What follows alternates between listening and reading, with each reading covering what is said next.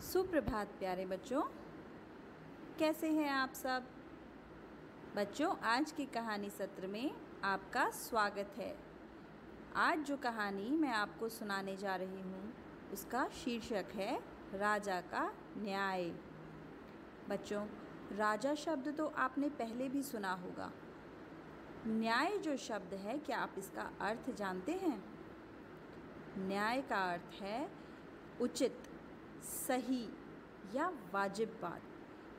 कई बार हमारे साथ ऐसा होता है कि कई कठिन परिस्थितियां आती हैं और हमें सोच समझकर निर्णय लेना होता है। वह निर्णय किस आधार पर लिया जाना है, ये सोचना एक बहुत बड़ा और समझदारी का काम होता है। बच्चों, जो राजा होता है, राजा बनना आसान कार्य नहीं है। राजा बनकर आपको हर प्रकार से सोच समझकर, हर परिस्थिति का विचार करके ही निर्णय लेना होता है। तो चलिए देखते हैं कि इस कहानी में कौन सी परिस्थिति उभरी और राजा ने किस तरह से न्याय किया। बच्चों, बहुत समय पहले की बात है। कपिलवस्तु नाम की एक जगह पर राजा शुद्धोधन का शासन था। उनका एक बेटा था सिद्धार्थ और एक भतीजा था जिसका नाम था देवदत्त। भतीजा तो आप जानते ही हैं, भाई के पुत्र को भतीजा कहा जाता है।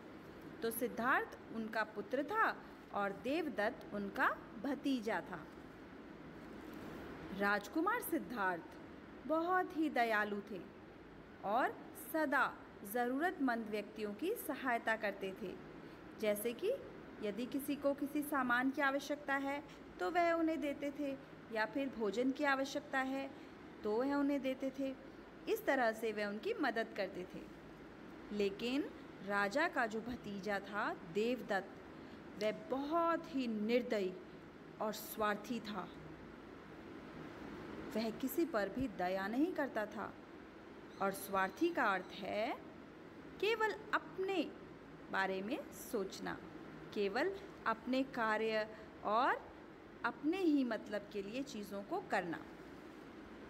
एक बार की बात है, राजा शुद्धोधन अपने दरबार में अपने मंत्रियों के साथ किसी बात पर विचार विमर्श करने में व्यस्त थे।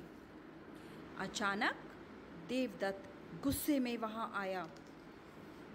राजा ने पूछा, तुम यहाँ क्यों आए हो देवदत्त? देवदत्त ने कहा, महाराज, मैं न्याय चाहता हूँ। क्या हुआ देवदत्त? राजा ने बहुत हैरानी से पूछा। तो देवदत्त ने कहा, राजकुमार सिद्धार्थ ने मेरा हंस ले लिया है और मुझे वापस नहीं दे रहा है। राजा को हैरानी हुई। वह जानते थे कि सिद्धार्थ तो ऐसा नहीं है कि किसी से कुछ छीन ले।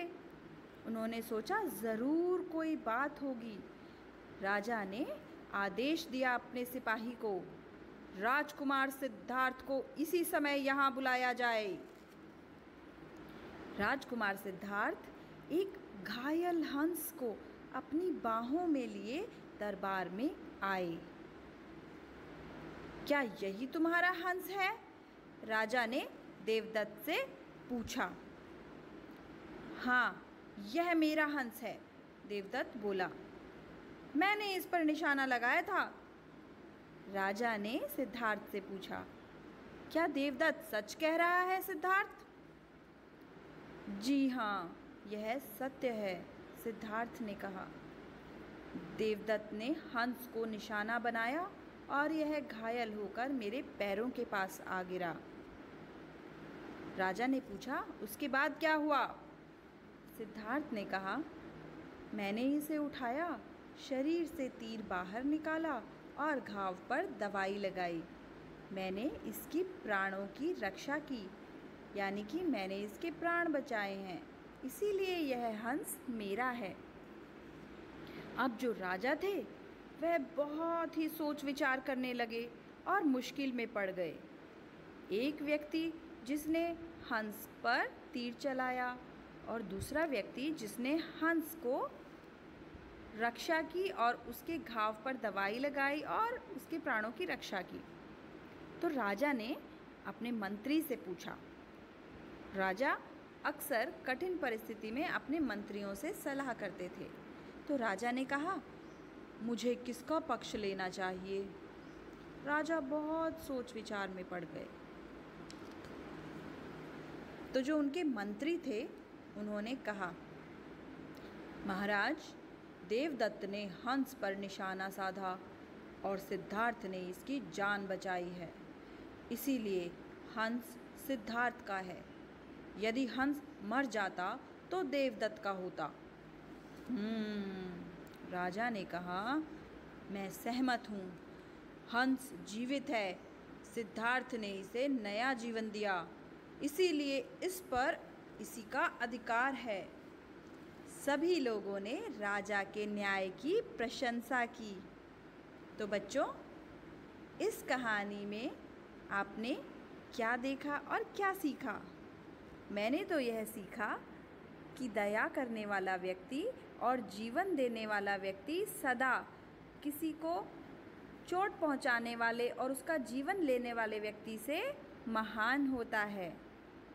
तो सोचिए, आपने इस कहानी से क्या सीखा?